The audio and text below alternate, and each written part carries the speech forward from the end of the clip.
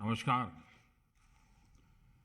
आप सभी का अर्बन डेवलपमेंट जैसे इस महत्वपूर्ण विषय पर बजट वेबिनार में स्वागत है।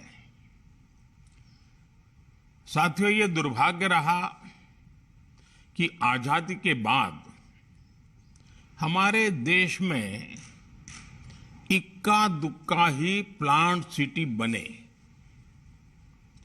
आजादी के 75 वर्षों में देश में 75 नए और बड़े प्लांट सिटी बने होते तो आज भारत की तस्वीर कुछ और ही होती। लेकिन अब 21वीं सदी में जिस तरह भारत तेज गति से विकास कर रहा है, आने वाले समय में अनेकों नए शहर ये भारत की अनिवार्यता होने वाली है। ऐसे में भारत में अर्बन डेवलपमेंट के दो प्रमुख पक्ष हैं। नए शहरों का विकास और पुराने शहरों में पुरानी व्यवस्थाओं का आधुनिकीकरण। इसी विजन को सामने रखते हुए हमारी सरकार ने हर बजट में अर्बन डेवलपमेंट को बहुत महत्व दिया है। इस बजट में अर्बन प्लानिंग के मानकों के लिए 15,000 करोड़ रुपए का इंसेंटिव भी तय किया गया है। मुझे विश्वास है इससे देश में प्लान और व्यवस्थित शहरीकरण की नई शुरुआत होगी, इसे गति मिलेगी। साथियों, आप सभी एक्सपर्ट जानते हैं कि अर्बन डेवलपमेंट में अर्बन प्लानिंग और अर्बन गवर्नेंस दोनों की बहुत बड़ी भूमिका होती है। शहरों की खराब प्लानिंग या प्लान बनने के बाद उसकी सही इंप्लीमेंट न होना हमारी विकास यात्रा के सामने बड़ी चुनौतियां पैदा कर सकता है। अर्बन प्लानिंग के तहत आने वाली स्पेशल प्लानिंग हो, ट्रांसपोर्ट प्लानिंग हो, अर्बन इंफ्रास्ट्रक्चर प्लानिंग हो, वाटर मैनेजमेंट हो, इन सभी एरियाज में बहुत फोकस वे में काम करना जरूरी है। इस वेबिनार के अलग अलग सेशंस में आप 3 सवालों पर जरूर फोकस करें। पहला, राज्यों में अर्बन प्लानिंग इकोसिस्टम को कैसे स्ट्रेंथन किया जाए। दूसरा, प्राइवेट सेक्टर में उपलब्ध एक्सपर्टाइज का अर्बन प्लानिंग में कैसे सही इस्तेमाल हो। तीसरा, ऐसे सेंटर ऑफ एक्सीलेंसीज कैसे डेवलप किए जाए जो अर्बन प्लानिंग को एक नए लेवल पर लेकर जाए। सभी राज्य सरकारों को और अर्बन लोकल बॉडीज को एक बात हमेशा याद रखनी होगी, वे देश को विकसित बनाने में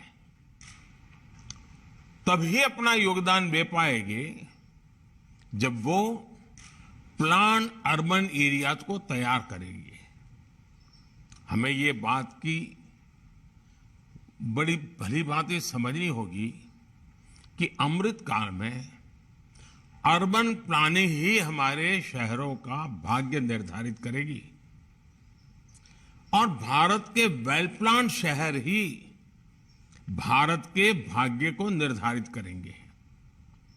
जब प्लानिंग बेहतर होगी तभी हमारे शहर क्लाइमेट रेजिलिएंट और वाटर सिक्योर भी बनेंगे।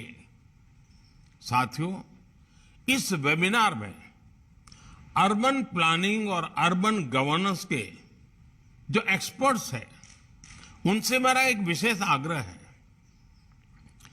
आपको ज्यादा से ज्यादा इनोवेटिव आइडियाज के बारे में सोचना चाहिए। जीआईएस बेस्ड मास्टर प्लानिंग हो, अलग अलग तरह के प्लानिंग टूल्स का विकास हो, एफिशिएंट ह्यूमन रिसोर्सेज हो, कैपेसिटी बिल्डिंग हो, हर एरिया में आपकी बड़ी भूमिका हो सकती है। आज अर्बन लोकल बॉडीज को आपके एक्सपर्टाइज की बहुत जरूरत है और यही जरूरत आपके लिए अनेक अवसर पैदा करने वाली है। साथियों, शहरों के विकास का एक इंपॉर्टेंट पिलर होता है ट्रांसपोर्ट प्लानिंग।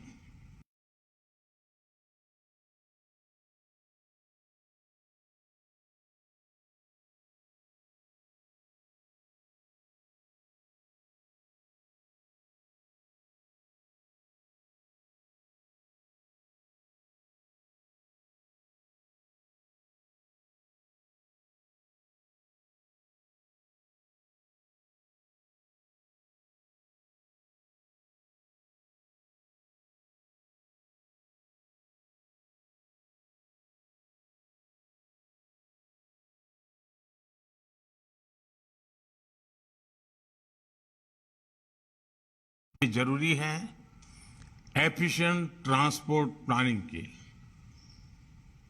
शहरों में सड़कों का चौड़ीकरण हो, ग्रीन मोबिलिटी हो, एलिवेटेड रोड्स हो, जंक्शन इंप्रूवमेंट हो, इन सभी कंपोनेंट्स को ट्रांसपोर्ट प्लानिंग का हिस्सा बनाना ही होगा। साथियों, आज भारत सर्कुलर इकोनॉमी को अर्बन डेवलपमेंट का बड़ा आधार बना रहा है। हमारे देश में हर दिन हजारों टन म्युनिसिपल वेस्ट पैदा होता है। इसमें battery waste, electrical waste, automobile waste और टायर जैसी चीजों से लेकर कंपोस्ट बनाने तक की चीजें होती हैं। 2014 में जहां देश में केवल 14-15% वेस्ट प्रोसेसिंग होती थी, वहीं आज 75% वेस्ट प्रोसेस हो रहा है। अगर ये पहले ही हो गया होता तो हमारे शहरों के किनारे कूड़े के पहाड़ों से ना भरे होते। आज वेस्ट की प्रोसेसिंग करके इन कूड़े के पहाड़ों से भी शहरों को मुक्त करने का काम किया जा रहा है। इसमें कई इंडस्ट्रीज के लिए रिसाइकलिंग और सर्कुलरिटी के ढेर सारे अवसर हैं। इस क्षेत्र में कई स्टार्टअप्स काफी अच्छा काम भी कर रहे हैं। हमें इन्हें सपोर्ट करने की जरूरत है। इंडस्ट्री को वेस्ट मैनेजमेंट के पूरे पोटेंशियल को इस्तेमाल करना चाहिए। हमने अमृत योजना की सफलता के बाद शहरों में पीने के साफ पानी के लिए अमृत 2.0 उसको लॉन्च किया था। इस योजना के साथ अब हमें पानी और सीवेज के ट्रेडिशनल मॉडल से के आगे की प्लानिंग करनी ही होगी। आज कुछ शहरों में यूज्ड वाटर का ट्रीटमेंट करके उसे इंडस्ट्रियल यूज के लिए भेजा जा रहा है। वेस्ट मैनेजमेंट के इस क्षेत्र में भी प्राइवेट सेक्टर के लिए अपार संभावनाएं बन रही है। साथियों, हमारे नए शहर कचरा मुक्त होने चाहिए, वाटर सिक्योर होने चाहिए और क्लाइमेट रेजिलिएंट होने चाहिए। इसके लिए हमें टियर 2 और टियर 3 शहरों में अर्बन इंफ्रास्ट्रक्चर और प्लानिंग में निवेश बढ़ाना होगा। आर्किटेक्चर हो, जीरो डिस्चार्ज मॉडल हो, एनर्जी की नेट पॉजिटिविटी हो, जमीन के इस्तेमाल में एफिशिएंसी हो, ट्रांजिट कॉरिडोर्स हो या पब्लिक सेवाओं में एआई का इस्तेमाल हो।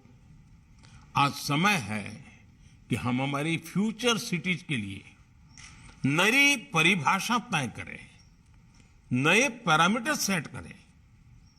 हमें ये देखना होगा कि अर्बन प्लानिंग में बच्चों का ध्यान रखा जा रहा है या नहीं।